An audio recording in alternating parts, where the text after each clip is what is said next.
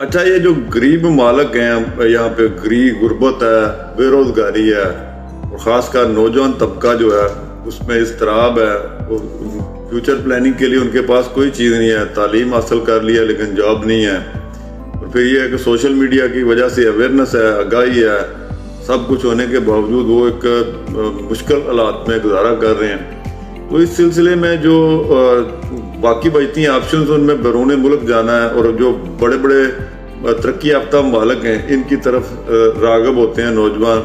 वो अपनी तालीमी सिलसिले को एज बना के बाहर जाने की कोशिश करते हैं। इसी तरह वो अपने कोई जॉब के सिलसिले में बाहर जाने की कोशिश करते हैं, और कोशिश उनकी यही होती है कि स्किल बेस पे बाहर चले जाएं।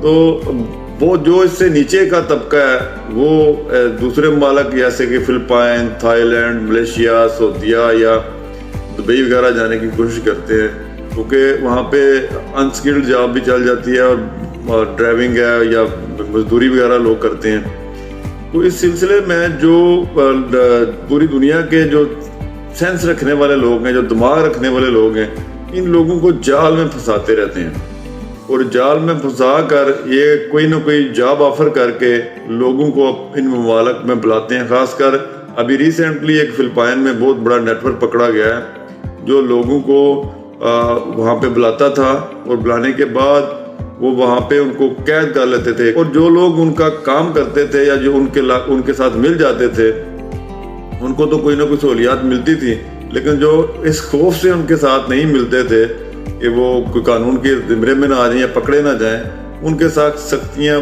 जो बरकरार रहती और उनको कैद व बंद की सोबतें बर्दाश्त करनी पड़ती।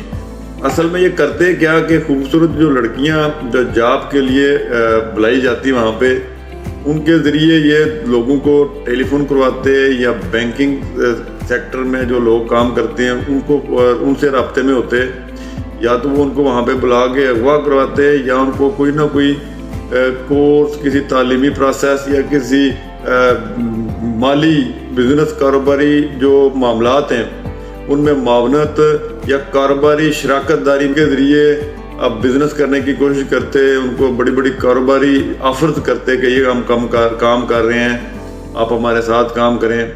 उनको बड़ी बड़ी कारोबारी ऑफर्स करते, और उनको ऑफ़र के दरमियान ये बताया जाता कि हम ये प्रोजेक्ट लॉन्च कर रहे हैं, आप हमारे साथ शामिल हो जाएं। और बड़े बड़े बिजनेसमैन के गेटअप में लोग जो रब्ता करते, या आप हमारे पास जॉब करें, आप हमारे मुल्क में आएँ। और इस तरह ये नेटवर्क पकड़ा गया। एक के पास 300 बंदा था और दूसरे के पास 1000 आदमी था जो उन्होंने कैप्चर करके रखा था, और सबसे ज़्यादा चाइनीज़ लोग थे, और उसके बाद दीगर ममालिक के जो लोग थे वो फिलिपाइन में पकड़े गए। तो इस तरह जो गरीब ममालिक हैं, इससे जो बाहर जाने की ख्वाहिश रखते हैं लोग, यहाँ से बाहर जाने की ख्वाहिश रखते हैं, उनको इन इंसानी स्मगलरों और इन बड़े बड़े नेटवर्क्स का ध्यान रखना पड़ेगा कि आया वो रियलिटी पे हैं या नहीं, क्या इस जॉब ऑफर में कोई वाकई हकीकत है कि नहीं।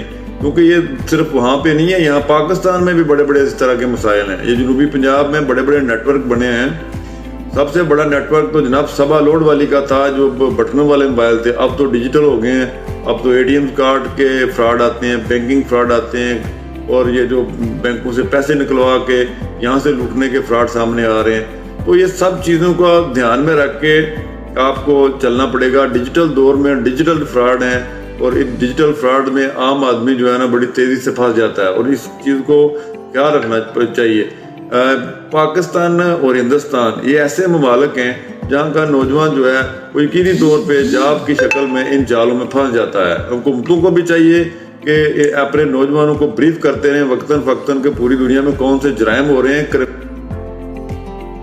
कि कैसे कैसे फ्रॉड दुनिया में इस वक्त मौजूद हैं, और लोग किस तरह लोगों को झांसा देकर फंसा रहे हैं।